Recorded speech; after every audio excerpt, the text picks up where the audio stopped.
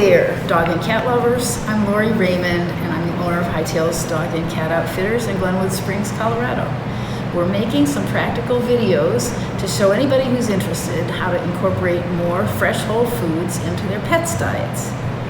Why would you want to do that? Well, for all the same reasons you're starting to do that yourself.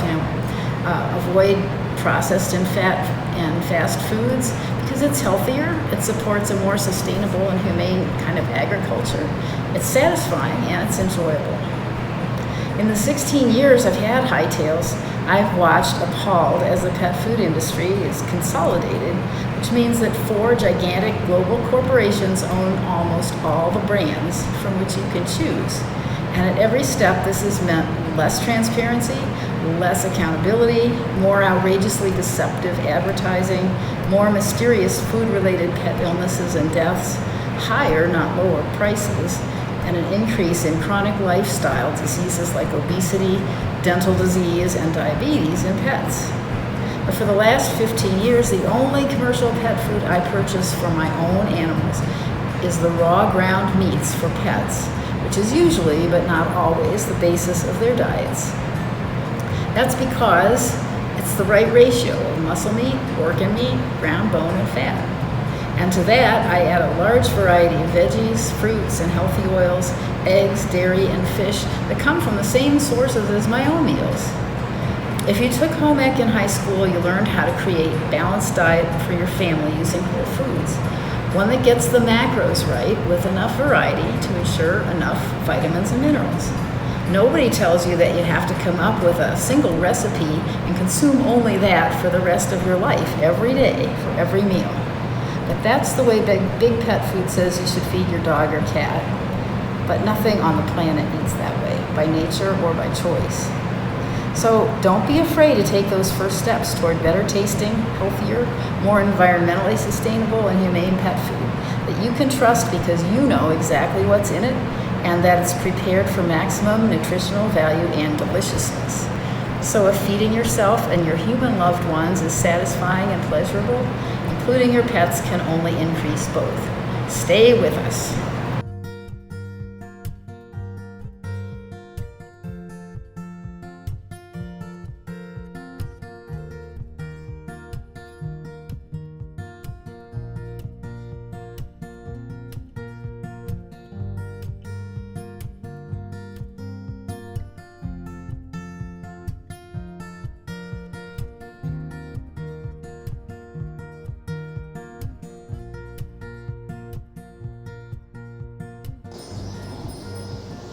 Well, hi there. Okay, this is ground beef for dogs, and there are a couple of brands that we carry at Hightails, and the reason it's for dogs, the thing that distinguishes it from this organic ground beef that I got at the grocery store, is that this has the right proportions of organ meat, muscle meat, fat, and ground bone for dogs.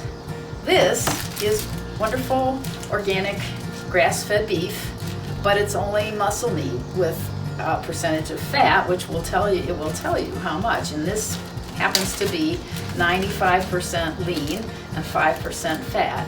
So in this instance, what it critically needs to make it a substitute for this in a pinch is calcium. And the easiest way to have on hand elemental calcium that you can add to ground chicken, ground turkey, ground beef, whatever you might have at the grocery store, is to use eggshells. And I get them, whenever I have eggs, I put the shells on a tray and I just stick them in the oven to get them out of my way. And then when I have a few, I grind them up in a coffee grinder that I don't use for coffee. So just like this. So these are nice and dry.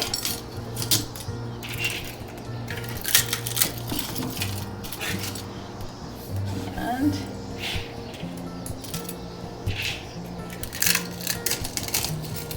having a coffee grinder for spices and miscellaneous things like this is very handy.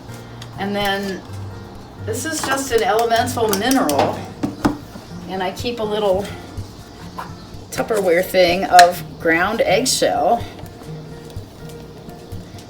in the little tray I have for dog food enhancements over here. And it doesn't have to be refrigerated or anything. That will give you a way to convert this into an acceptable substitute. Okay, so you have your nice ground beef for people from the grocery store without the calcium, without any ground bone like you would have in the rolls that you get from Hightails for dogs. And the ratio is 1 teaspoon per pound. So I weighed this up. This is about 2/3 of a pound. Actually, it's like 1/3 of a pound. So I don't have a 1/3 teaspoon, but I've got a quarter. So I'm just gonna add a quarter of the eggshell and a little bit over. Because you're talking about whole foods here, not chemical additives that you have to really measure precisely to the tiniest nanogram. But just mix it in there with your fingers. And now you have this volume that's all ready to sustain your dog. Ground beef at this ratio of fat is about 38 calories per ounce. So it's like 6 ounces. So you can do the math.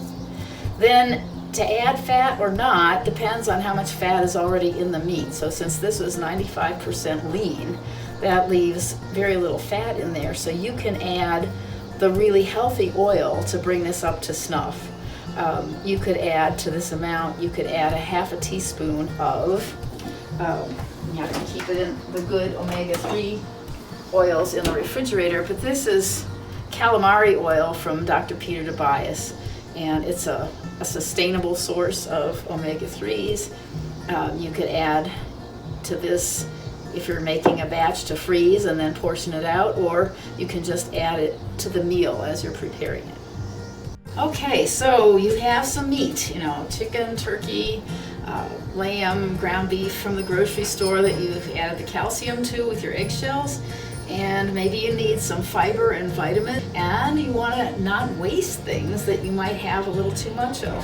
So what I do is I go to the grocery store, I come home and take some of everything I just got in the produce section that I know is good for dogs, whatever I get that day, and I put it in the food processor and whirl it up. And I've got these blueberries, a carrot, the bottom chunks of asparagus, an apple, some celery with the leaves, and some green cabbage today. And then I have some chia seeds, just because I have some, throw it in there, and some pureed ginger.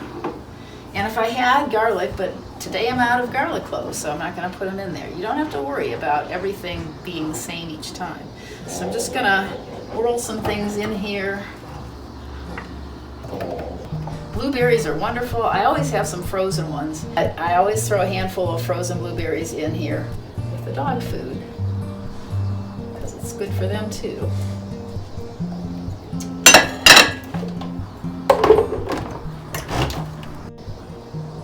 Because I have some, I'm going to put a glob of ginger puree in here. It's really good for them.